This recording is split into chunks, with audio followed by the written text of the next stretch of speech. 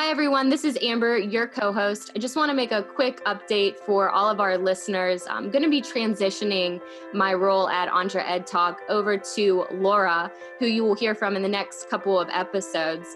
She's going to be helping Toi uplift entrepreneurship educators across the country. And with this current transition in my role, I just want to let everyone know that I'll be behind the scenes helping out, and I'll come back on a few other episodes. But with everything going on in my life, I'm getting married. We have a couple cool projects that we're working on at the Adventure Group. We're going to transition to a full EntreEd team for EntreEd Talk moving forward. So it's been wonderful to be a part of this, to help grow it, and I'm excited to see where Toi and Laura take this in the future. Thank you all for listening. This is EntreEd Talk, the podcast for entrepreneurial educators by entrepreneurial educators. We are your hosts, Toi Hirschman and Amber Ravenscroft. This podcast is created by the National Consortium for Entrepreneurship Education, or EntreEd for short. Hi, everyone. Welcome back to another awesome episode of EntreEd Talk. We are so excited to be here today with Dr. John Rainone. He's a good friend of ours. He is the fourth president of Dabney S. Lancaster Community College.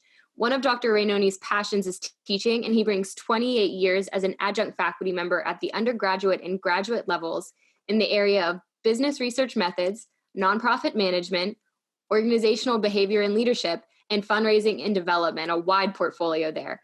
Dr. Rainone has been awarded the Emerging Leadership Award from AACC, the Giving Back Diversity Leadership Award from Insight into Diversity magazine, and was named a mover and shaker by Seacoast Media Group. He's a graduate of the League for Innovation Executive Institute and completed the Harvard University Seminar for First-Year Presidents. Welcome, John. How are you?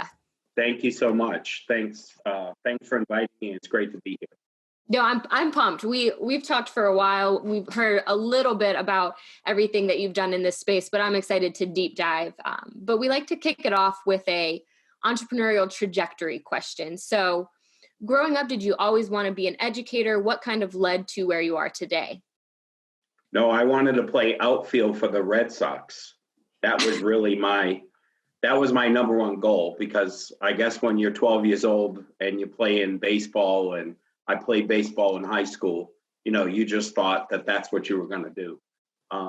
Then I quickly realized that, the small percentage of people who actually become baseball players, and then you get some reality in high school, and then when you go to college and so forth. For me, it was really my junior year of high school that I started to take business classes, and I thought I was going to become an accountant. Okay, and I took accounting, which was in reality bookkeeping. And went to college as an accounting major and made it through my first year, and my first semester of my second year hit cost and intermediate accounting at the same time. And the two hardest classes I ever had, the only classes I ever had tutors for. And it was I got a C and a D, and that was my only D in college. And I said, well, if I'm not getting it now, I probably should start exploring various options. And it was a brand new major called business communications. And I had some friends of mine who were switching from management and it was almost, at the time, they were a little ahead of themselves. It was almost a customizable degree. So I didn't lose any credits as I transferred from accounting. I needed more experience in technical writing, in speaking, in communications, etc. And then somewhere along the line, when I was a senior, I had teachers who asked me to come into classes and started to really talk to some of the undergrads about coursework. And with the small major, the first graduating class, we had 12 students in our graduating class. So and all of us obviously had changed majors, and it was really my first job out of college. I got thrown into I had this opportunity to be this training manager for a construction trade association. So I knew training and development was something that I always really liked. And I explored that space a little bit to become a corporate training and development individual. But then I started a partnership with the local community college. And one day the assistant dean asked me, are you interested in teaching at night? And it was a business communications class. So long story short is I said yes. It was extra money at the time, but it was also an opportunity to do that. And the first class, I remember I had 16 students at night. They were all older than me, but I knew by about the fourth week, that was where I wanted to be, was in that setting, in that communication, in that community college setting, because I'm a first generation college student and the first one in my family to earn an advanced degree. So I really felt like this was a great opportunity to help students of all ages, because I went through a traditional 4-year undergrad, lived on campus, etc. So kids were all my age. I didn't necessarily have adult students. So it was there that I wasn't sure. I still liked the administration piece, but I still had the passion for the teaching and the facilitating. I've been able to do both in my 30 years of experience. Awesome. That's that. I think you already answered the next question I was going to ask you. Oh, sorry. Can you talk a little more about your time as a faculty member and your experience, how you've seen sort of the landscape change from what you used to teach to what even in that same field in the business organization? Yeah, the interesting thing about that is, that first class was one night a week, 3 hours for 15 weeks. And it was online. Online was never heard of. One of the projects was a library assignment where we actually took the class to the library. Okay. And I actually had something called a scavenger hunt, that I created a scavenger hunt where they had to go and find actually volumes of books. So it was really very funny when you think back of it. There was maybe one computer, but it was the old card catalog days. The goal of the class was to really educate the students about what resources were available. Well, now today, we may still have a librarian come into class, but everything is shown virtually, okay, on the resources. I like to have guest speakers come into class and everything. And through those 28 plus years of being adjunct, I've taught fully face-to-face, I've taught as a hybrid, and I've taught completely online. And I think your methods have to be very different in that case. As a facilitator, and I use that word more than a teacher, the face-to-face, every student has the security blanket of seeing you once a week. The hybrid actually was kind of interesting because the classes I taught as hybrid was actually economics. And that, because it's pretty intense at times, that once a week instead of twice a week in a given class, the students had that safety of seeing me, but they realized that there was still quite a bit of work outside. However, on the completely online class, which is where we are today, the difficulty there is students think that if it's an online class, it must be easy. And in reality, as a teacher, I spend more hours in an online class and than I ever did preparing for a 3-hour lecture with exercise. So really that whole curve has come a long way. And the ironic thing is that I think that it's important to still have a little pieces of all three. But I think a graduate level class, the thing I really loved taught a graduate leadership class. Well, I love the face-to-face because it was really much more, we'd sit in a circle, they're small classes, much more engaging and everything. But teaching as a hybrid may be a more comfortable situation for a lot of students because they still have that freedom of teaching online, but then they also have, at least they get to see you once a week, and you can do, it's almost a flipped classroom. And that's, before that, even the word flipped classroom, I think that's what I was really doing. I wasn't doing lectures. It was really much more exercises and class activities when we were meeting for an hour and a half a week instead of 3 hours. That's awesome. I want to talk to you. You had said something that really struck me, and we mirror this all the time with our educators, is this idea that you don't refer to yourself as an instructor. You said, I'm a facilitator. So I was wondering if you could, for our listeners, like define the difference between being an instructor and being a facilitator of learning. Sure. I think back to the teachers I've had and which ones I liked the best and which ones I didn't quite like. We won't ask you to say any names. Yeah, that's right. That's right. And the ones that I struggled with was the ones who would frankly drone on for 3 hours. Okay.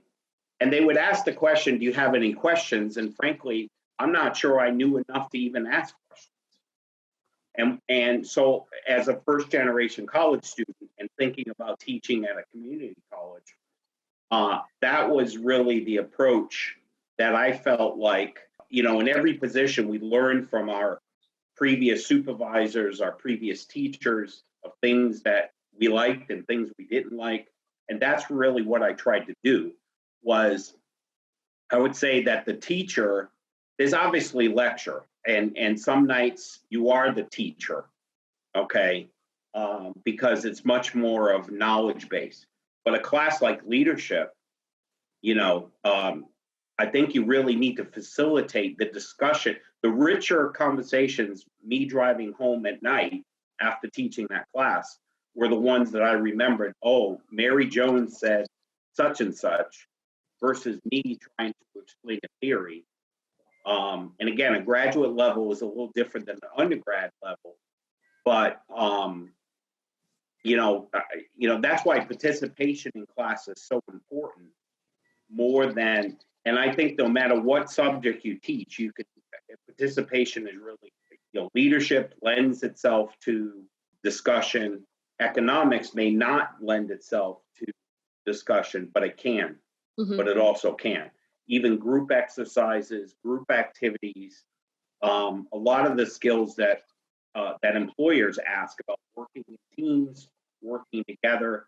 So I think that the facilitator really tried to look at various teaching methods, okay? And lecture is still there, of course, and testing is still there. But it's really trying to bring everybody together in a different approach to getting the subjects covered. There have been nights that the discussion was so rich, I never covered even half of what I was planning to cover. But I wasn't going to also stop the conversation, because I think the students were getting more out of that piece than a new theory of leadership. It's so true. And what we try to give to teachers when we meet with them is that idea, because it's very entrepreneurial, as you're a facilitator. And so, like you said, the conversation was so good. They got so much out of that because they were leading it, really. You were just there to help. And it's, when we're doing entrepreneurial projects, we try to encourage teachers to look at themselves like a facilitator or a guide, because that's how you get those That's right. You get that stuff out of kids, right? You get the creativity and innovation. So I know that you have signed the President's Pledge from NACCE on behalf of your college. Could you talk about how your college uses that idea, that has more of an entrepreneurial culture, and why that's important? Sure. Actually, I'm pretty proud that I was one of the earlier ones to sign. It wasn't the first year.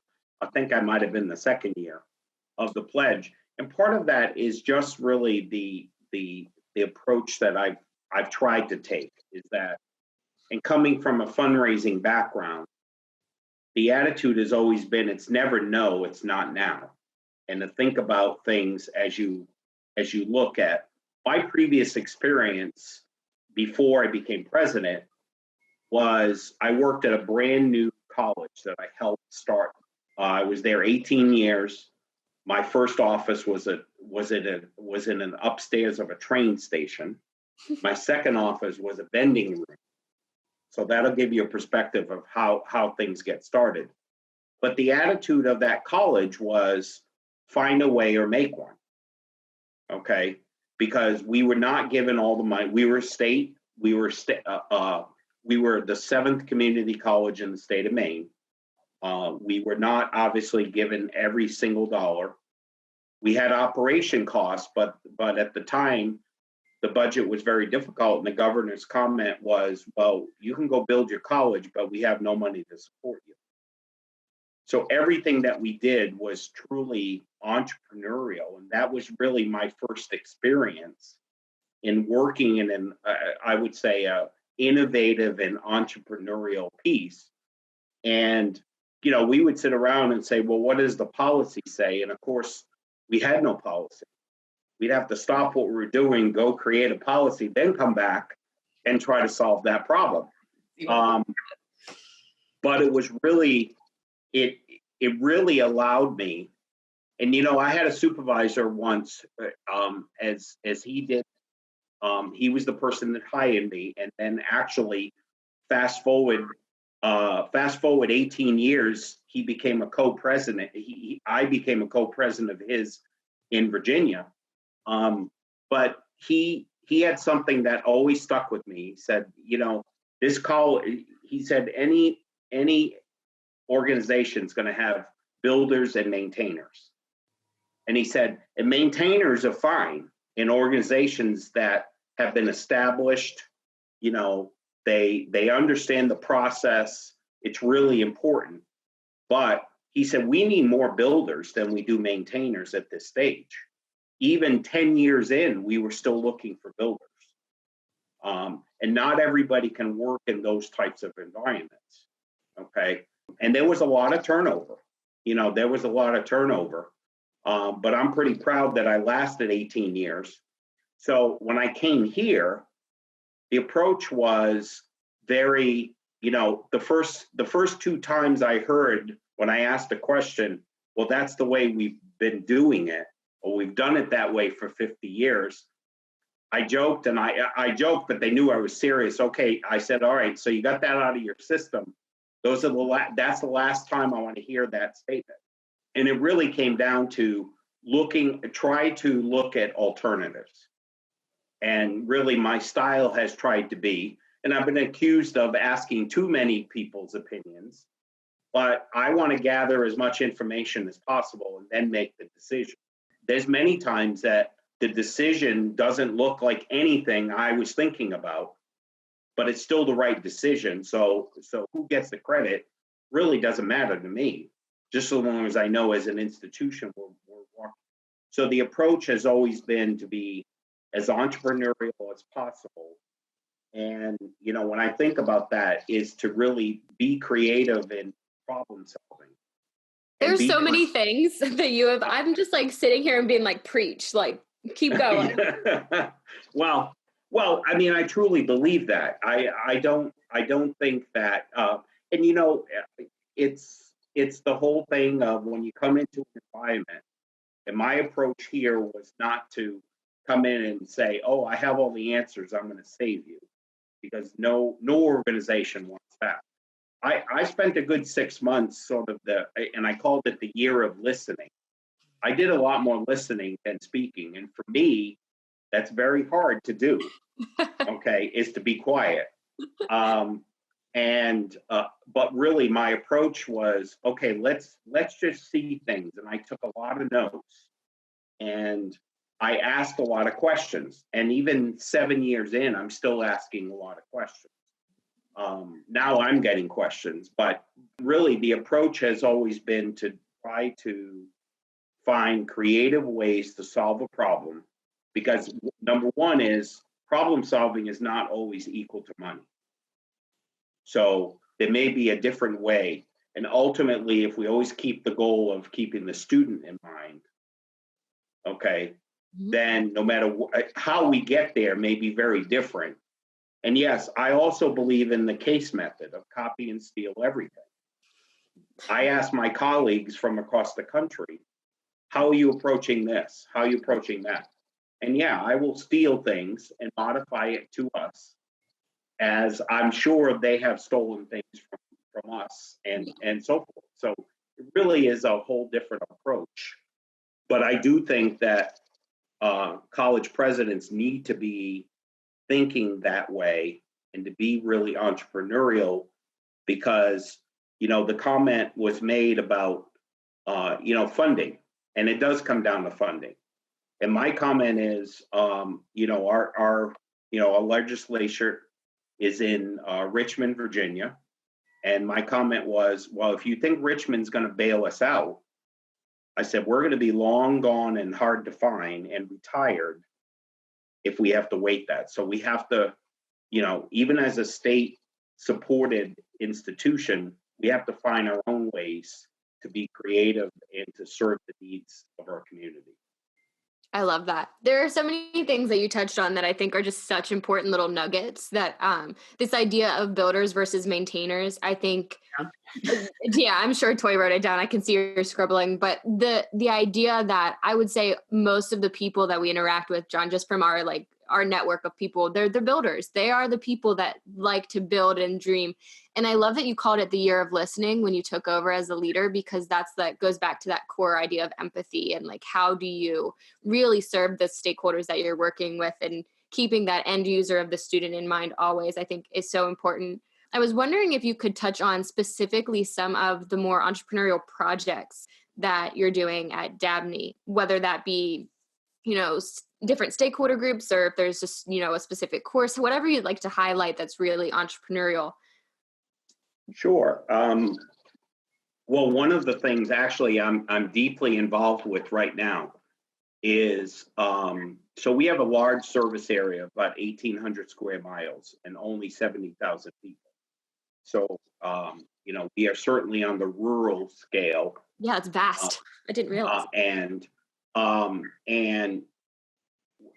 our main campus is in Clifton Forge, Virginia, which is about 30 minutes from the West Virginia border. And we do have a center in Rockbridge County, which is about 35 minutes away, which is the Shenandoah Valley of Virginia. And it serves Lexington, Virginia, where Washington and Lee University lives, and the Virginia Military Institute. So we serve that area. And we've had presence in the Rockbridge area for over 20 years. And we do have a small center, about 15,000 square feet, which does house our culinary, our practical nurse program, and other courses that students can serve. But it has no room for workforce development programs like dirty labs, welding, machining, diesel mechanic, etc. So one of the things back in August, and I think this is an example, and again, we are far from even getting to the point of sort of the start. In my mind, the starting point on this project hasn't even started, but it's really the persistence that you need to continue to do. That area, and because of prior to the situation we're in with COVID-19, the unemployment rate was less than 3%. Employers were begging for a trained workforce, and we did not have the ability to actually develop a trained workforce in that particular area. So I have been working with a donor. There is a building that is available that I'm working with the donor for this individual to buy the building and donate the building to us. And then we will actually create a facility where it would be what we're calling it is the Workforce and Entrepreneurial Center. Okay. And half of the building is going to be these dirty labs. Now, this building is only 2.5 miles from our other facility, but it will allow us to bring up short-term programs that the state has put a lot of money into, and we will be able to serve students in welding, in machining, in diesel mechanic. And those are just sort of the initial one, in potentially truck driving, which is our largest program because the state of Virginia, that is the largest program in every one of the community colleges. So this project, the other side is really to create an incubator, a makerspace of some kind, because we have been a partner with a group that has established what has now become the largest pitch competition in Virginia. It's called the Gauntlet. And it's been on our main campus for 3 years, and we just were able to bring it to the Rockbridge area. Well, we have the support mechanisms on our main campus and in this particular area, but don't in that longer term. Plus, it's an opportunity to really have a lot of traffic to be able to actually have that. So the pieces are in places. Yes, it's funding mechanism. It's sort of creating that vision statement of what people, of what we're really trying to do. It's also really goodwill with the community. And I have a number of people who have had little relationship with the college until this project has actually started to happen. And I got people willing to go and ask other people for money to help us support this. This will actually not be technically a state building. This is actually going through our own local real estate foundation.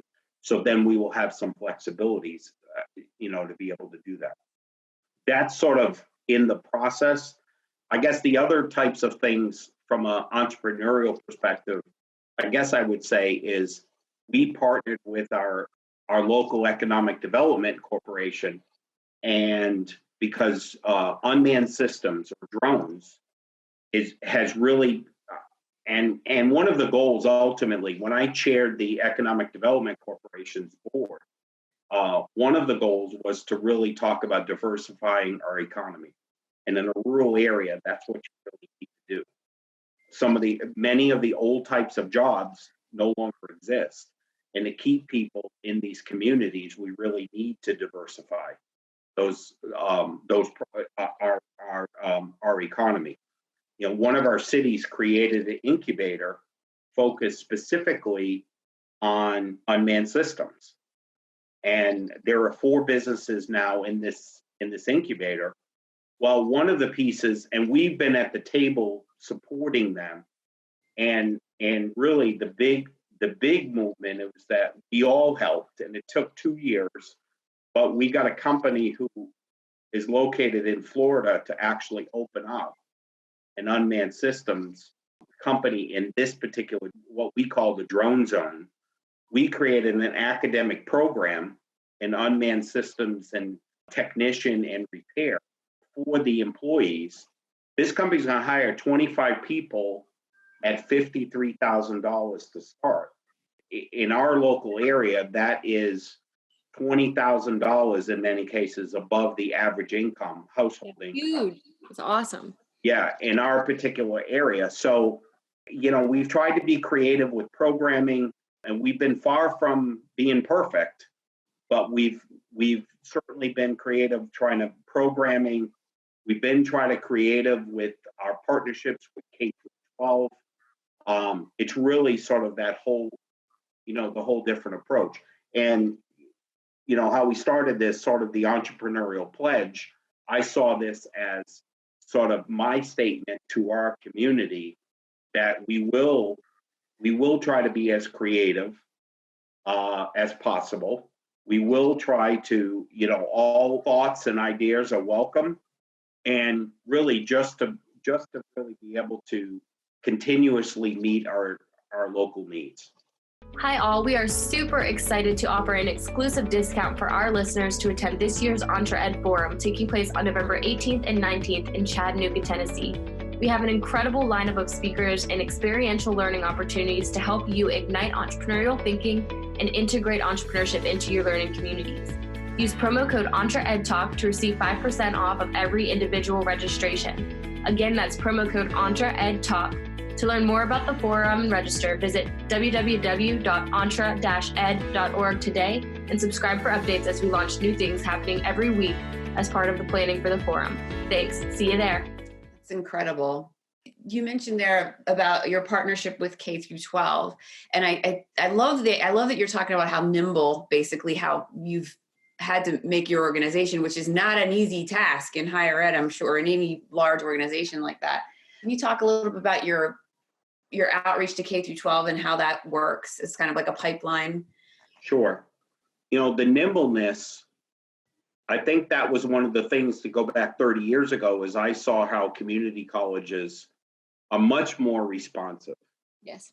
Okay, to our community's needs, because there are fewer layers in our organizations, because we typically are smaller than our college and universities, our 4-year college and university partners. So being able to be nimble is certainly, it's really inherited in the mission of the community college. So our partnerships with K through 12 are extremely important, because being in a small area, we have 6 school divisions that we serve. Historically, we've had great relationships with some, and others have been maybe fractured for a number of reasons. That was one of the things that I knew that going in. So the important piece of that was to really first of all, treat them all equally. And twice a year, I actually have meetings with the principals and the superintendents. I buy them lunch, they come to the college, we give them an update. We try to hear what their concerns. Obviously, our number one partnership with them is dual enrollment. Mm-hmm. And in Virginia, dual enrollment is both combination of students coming on our campus and taking classes with our regular scheduled students. But the bulk of dual enrollment is actually done by qualified high school teachers who award high school credit, plus they are credentialed by us to award college credit.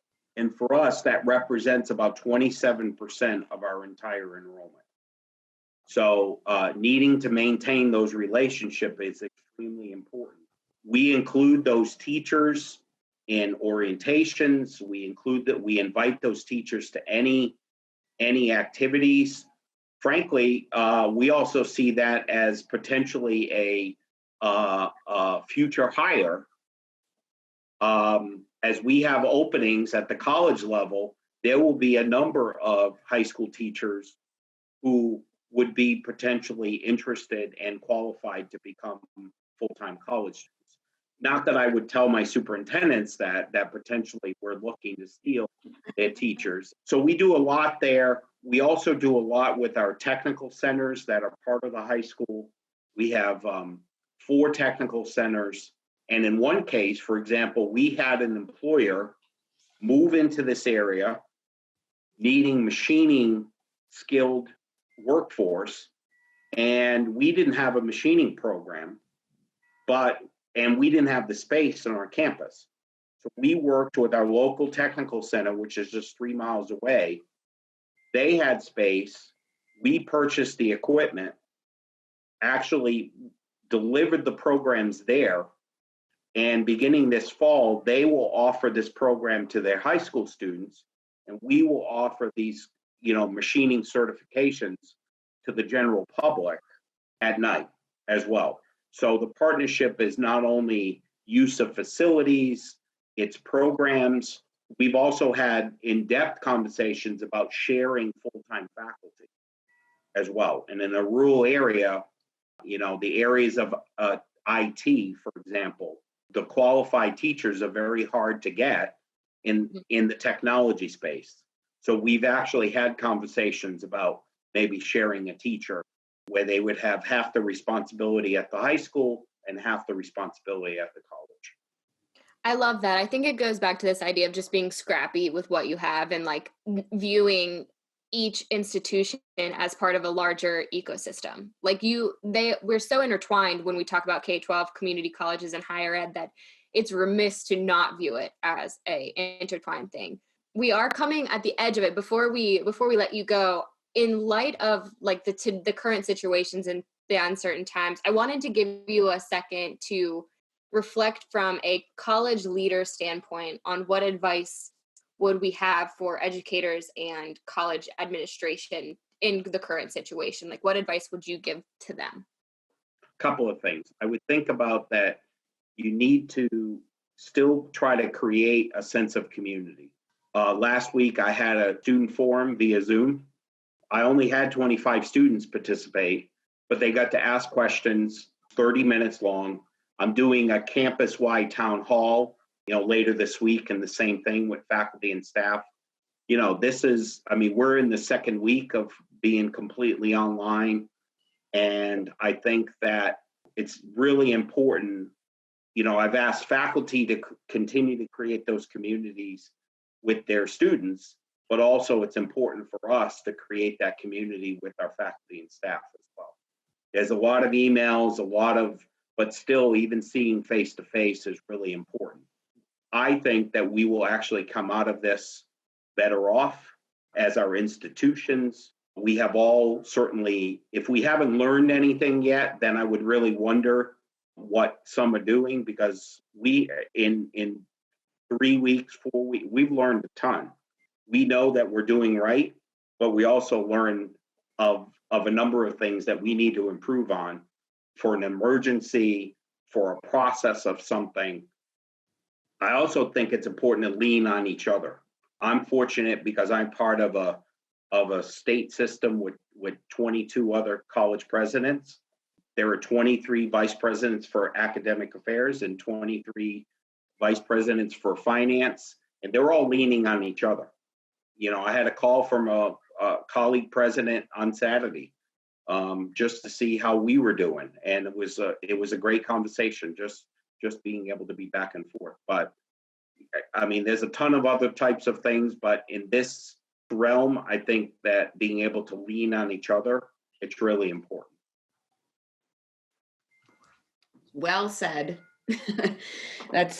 I'm seeing that a lot, and I think that like you, John, this is a good thing. It's not a good thing right now, but I think we're going to come out the other end of it much smarter, and I think a lot more collegial too, because we're seeing that as well, where right now we all need to lift each other up. That's right. Right. Yeah, so I guess we probably need to close, but we want to thank you so much for spending your time with us. I know you are very busy right now. No, it's my pleasure. This was a great diversion. I love the work that you are all doing. I love really thank NACCE for connecting us in many ways. It's really a great resource. The other thing I would say is that I had great mentors in my growth, and I'm happy to mentor or answer questions for anybody. They can reach me on social media or through emails or whatever. And if there's just a nugget, I remember the little nuggets that some people have suggested to me. I'm big into research, so once I will do my research, and that may mean something formal or something just in a conversation. But I really appreciate this opportunity to talk with both of you. And we appreciate your willingness to just highlight that opportunity for people to ask questions. I think that's the community of people that we're bringing together, is this idea that we are all in untreaded territory. And so to come together as a community will be better. And I love the idea of uplifting the validated learning that we're getting through this too. So thank you, John. I hope you have a great rest of your day and stay healthy. Well, thank you both.